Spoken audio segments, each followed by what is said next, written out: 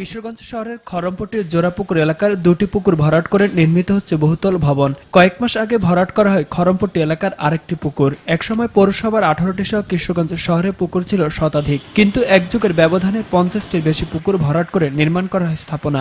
ময়লা আবর্জনা জমে বাকি পুকুরগুলোর পরিবেশও নাজুক। এখানে যে জোড়া পুকুর ছিল এটা কিন্তু এখন নাই, এটা ভরাট করে ফেলেছে। শহরের মধ্যে আরো পুকুর পুষ্করণী ছিল, ওগুলো ভরাট করছে। আগে এটার মধ্যে আমরা গোসল করতাম, এখন হাতে ডুবানো যায় না। একটা পুকুর না থাকার কারণে আগুন লাগলে ঘরের পর ঘর, দোকানের পর দোকান, বাড়ির পর বাড়ি পুড়ে ছাই হয়ে যাচ্ছে। কিশোরগঞ্জ পৌরসভার মালিকানাধীন 18টি পুকুরের মধ্যে ব্যবহার উপযোগী মাত্র 3টি, বাকিগুলো দখল দূষণের কবলে অস্তিত্ব সংকটে। স্থানীয়দের অভিযোগ, পৌর কর্তৃপক্ষের উদাসীনতায় একের পর এক পুকুর ভরাট হচ্ছে।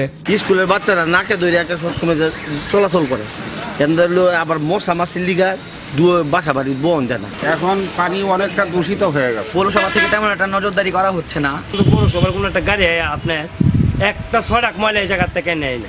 তবে পৌর মেয়র বললেন, পুকুর ভরাট বন্ধে আইনি ব্যবস্থা নেওয়া হবে। জলাশয় ভরাটের ক্ষেত্রে আমরা সিরিয়াসলি এটা আমরা দেখব পৌরসভা থেকে। আমি কিশোরগঞ্জ পৌরসভার কোনো পুকুরে আমি ভরাটের প্রক্রিয়ার বিরুদ্ধে আমি অবস্থান করব।